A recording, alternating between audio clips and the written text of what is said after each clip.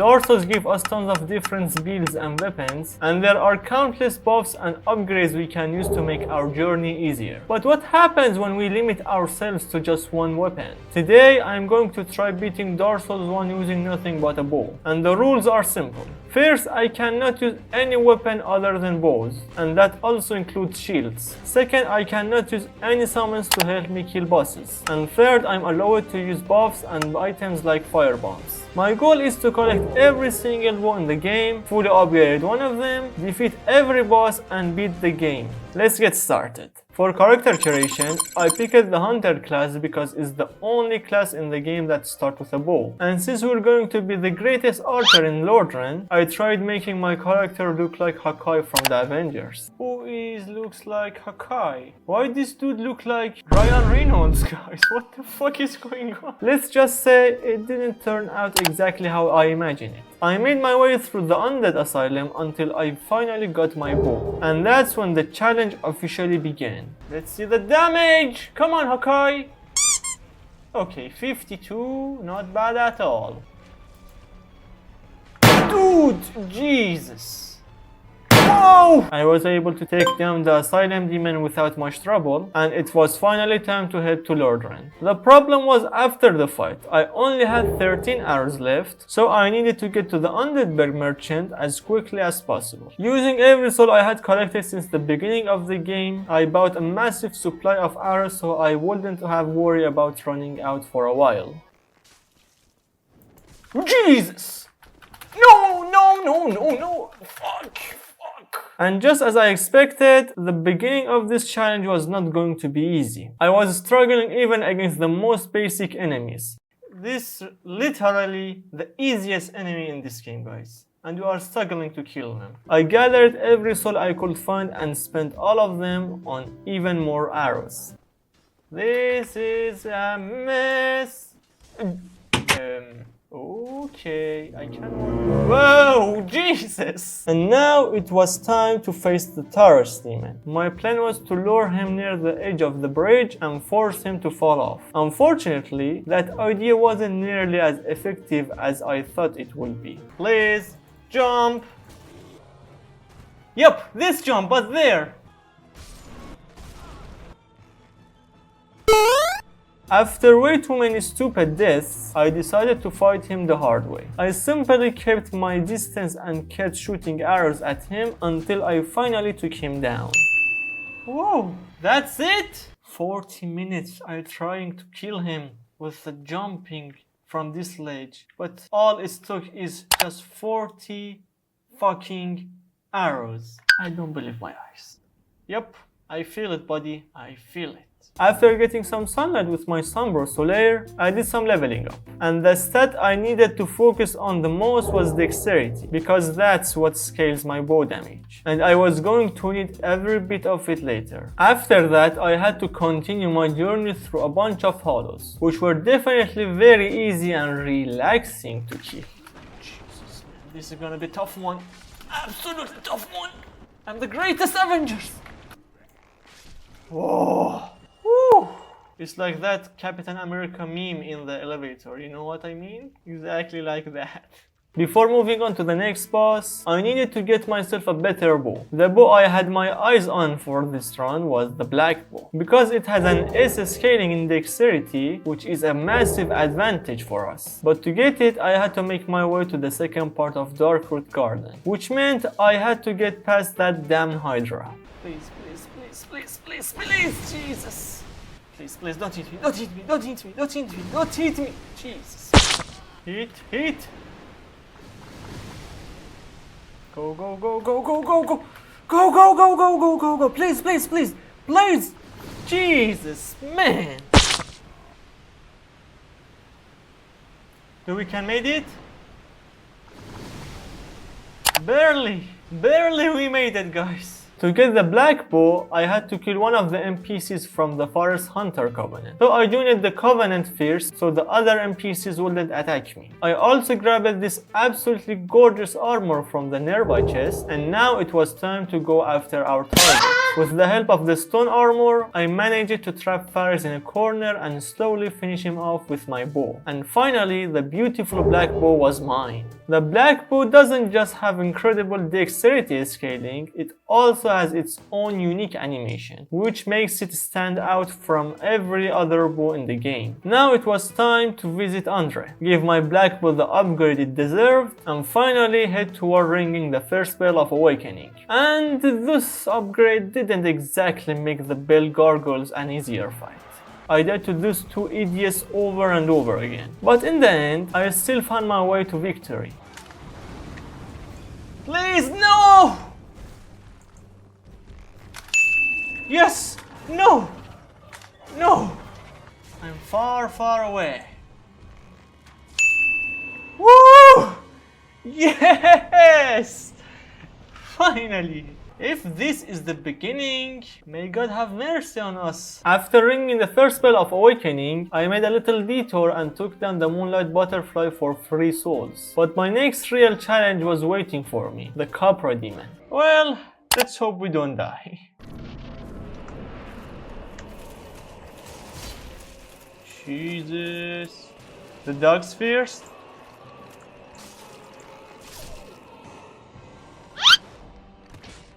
Please! Yes! The dog are dead and only the demon.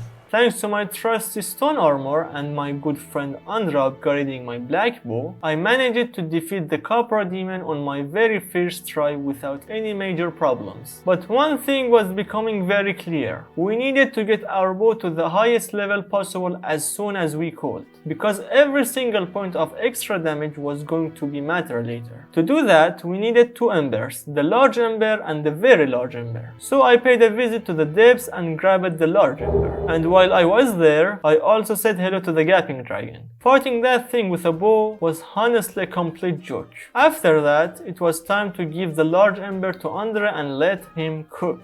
I managed to upgrade the black bow to +8, which was more than enough for now. Now it was time to ring the second bell of awakening, which meant I had a meeting with the lovely lady Quelaag. Luckily, there was a very simple and useful trick for this fight. All you had to do was lure her into this corner and keep shooting the human part of her body with your bow. At that point, she could barely do anything to fight back. Well, I'm taking damage. How lava reached me when I was on top it?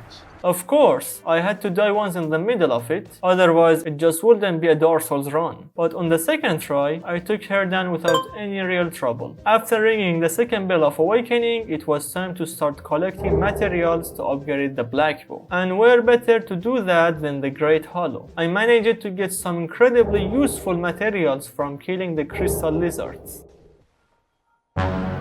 Titan of the slab! Jesus, man! You know how much rarer that item is to drop from a lizard? Now that was some insane luck. Now that we had all the materials we needed, it was time to go and grab the very large ember from New Londo. To do that, I first had to drain the water in New Londo. Luckily, using a bomb made getting the key for this process incredibly easy. And soon enough, the very large ember was mine. Now it was time to visit Andre once again and upgrade the bow. I managed to get it all the way to +12, but to max it out, I still needed more Titanite chunks. So I had to head back to the Undead Asylum and trade the rubbish I found earlier with Snuggly for shiny Titanite chunks. My original plan was to kill the 2 Black Knights in the Undead Asylum and get Titanite chunks from them, but instead they dropped red Titanite chunks. So that plan completely fell apart. Since I was already there, I thought I'd kill the stray demon below for some extra souls. Unfortunately, things did not go according to plan. Even with my powerful armor, I couldn't take him down. So I decided to leave the stray demon for later. Yeah, I know, going hollow over a boss that's supposed to be this easy sounds crazy. But hey, this is Dark Souls, man. Even the easiest bosses can turn into absolute nightmares when you put yourself in a weird situation. For now, I gave it up on maxing out the bow and moved on to our next destination, Sense Fortress.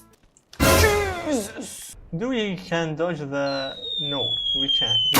Fighting with a bow in tight areas like Sense Fortress was definitely not easy. That's why I suffered way more than I should have just trying to kill this ugly little lizard. Not gonna lie, these were some clean dodges. After that, I went to kill the giant at the top of Sense Fortress, and it dropped a very interesting item.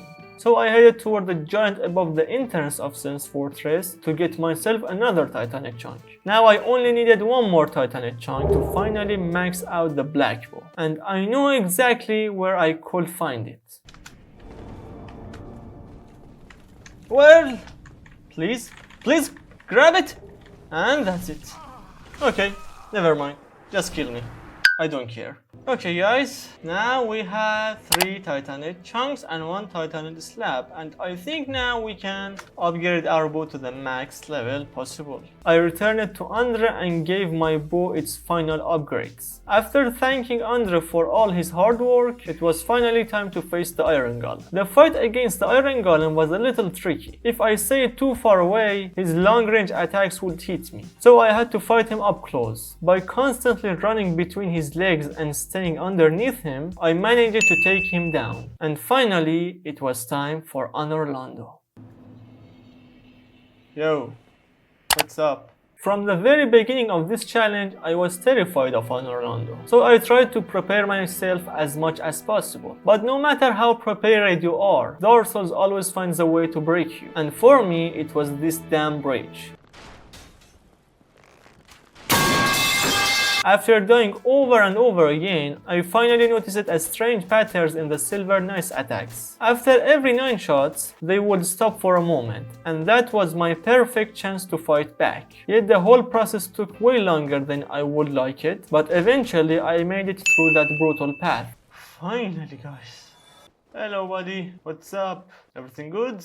After that, I picked up the Great Bow, which was the final bow I needed for my collection. Then from the chest next to the giant blacksmith, I grabbed the most important ring for this build, the Hawk Ring. A ring that lets us deal effective damage to enemies from much greater distance with our bow. And now it was time for the hardest part of this entire challenge, Ornstein Smough. Thankfully, my maxed out black bow was dealing some serious damage to Smough, and my plan was to take him out first. Jesus!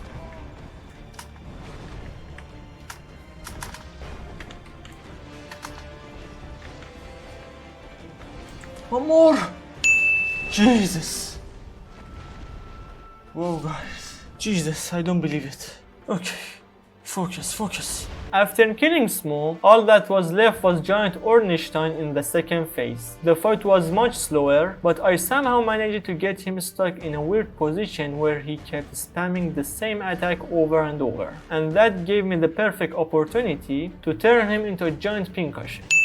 Jesus, man! This was honestly one of the most epic fights I have ever had in Dark Souls 1. I pulled off some of my cleanest dodges ever, and I still can't believe I managed to beat them on my second try. After receiving the Lord Vessel from Lady Guinevere, she started talking a little too much, so I politely asked her to be quiet with an arrow. Then Gwyndolin started giving me his speech as well, so I paid him the same courtesy.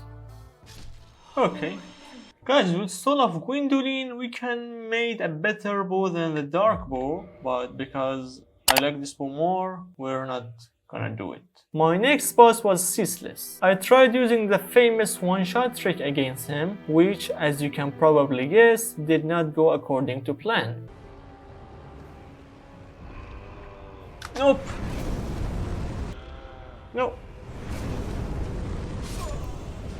And the gravity. I hate these tricks. So I had to fight him the old-fashioned way and take him down normally. Jesus. How I survived that, don't have any idea. Bitch. Oh my god. But the next boss was a complete headache. I hate this damage, man. And he is spamming it.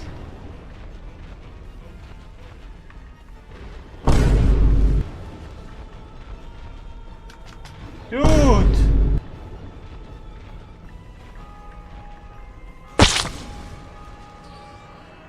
Oh.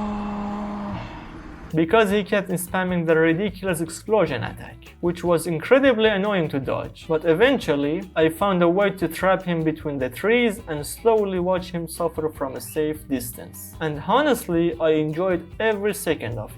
Go to sleep, bitch. After another long and exhausting fight with the third demon, it was finally time to face the pure definition of misery, the Bed of Chaos. Luckily, there was a very useful trick for this fight. By standing a few steps away in the middle of these two pillars, I could aim at a specific spots with my bow and use fire bombs to destroy the barriers. It took me a while to find the correct angles, which apparently made the Bed of Chaos pretty angry in the meantime. But eventually, I managed to defeat it without any major problems. By far, this was the easiest Bed of Chaos fight I've ever had, and I seriously recommend this trick if you are doing your own playthrough. The next main boss on the list was Nito, but before I could get to him, I needed the Sunlight Maggot. And because I forgot to save Solaire from those disgusting little parasites, I had to put my best friend out of his misery. Man, screw these parasites. Now that we had the Sunlight Maggot, it was finally time to enter the catacombs. And of course, an invader decided to show up. We got invaded, guys. Where is the invader?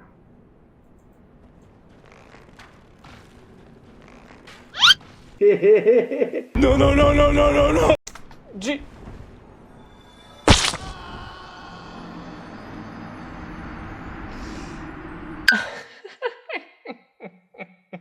That little shit, he just came from the back and kicked it.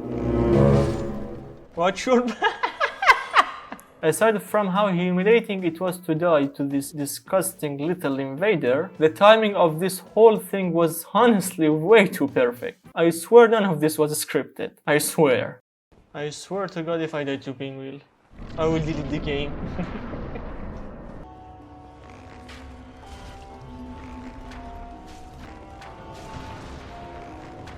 I think saying nothing about Pinwheel is already disrespectful enough. The next step was letting Patches kick me down the cliff so I could grab the Skull Lantern.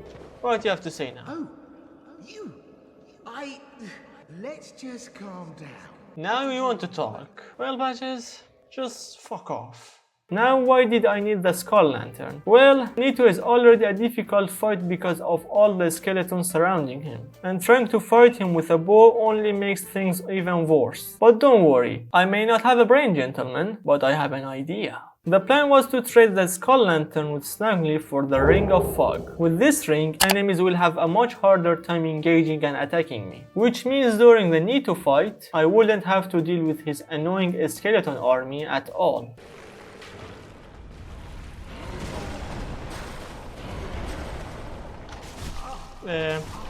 Obviously, the first attempt wasn't exactly perfect, but the Ring of Fog was definitely doing its job. So I went back in with the exact same strategy, and in the end, I finally took him down. One more. One more! Jesus! Woo! Whoa! Close one.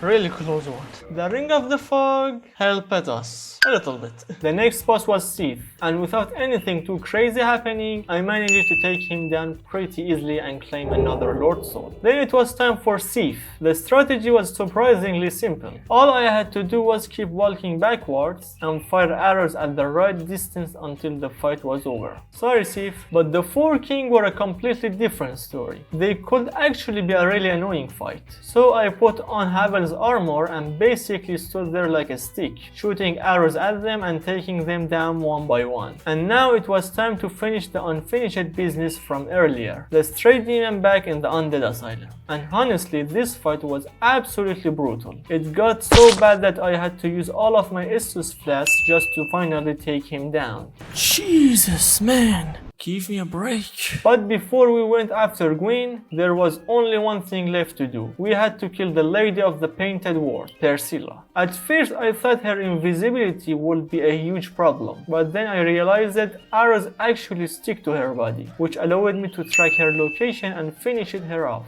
This trick can even be useful in normal playthroughs, and now the moment we had all been waiting for. It was finally time for Hakai to face Gwyn and prove once and for all that he was the strongest Avenger. The fight against Gwyn was anything but easy. He barely gave me enough time to charge my bow and fire a shot. On top of that, finding a safe moment to drink an Estus flask was also incredibly difficult. But none of that was enough to stop me, and in the end, Gwyn was the one who fell in this battle.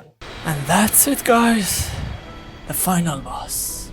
Now that we were officially the most powerful being in Lordran, our duty as a hero should have been to do the right thing and link the fire. But sometimes, even great power can corrupt the hearts of heroes and lead them toward the darkness and destruction of the world. I have to say, this was an incredibly fun challenge. It forced me to use items and strategies that I didn't even know existed before. But honestly, it wasn't as difficult as I expected. If I had to rate this challenge from 1 to 5, I would give it a 2.5. Even so, I still died 51 times throughout the entire run, although to be fair, most of those deaths were caused by gravity, not the bosses, especially not the hard ones. Thank you all for watching, and I will see you in the next video.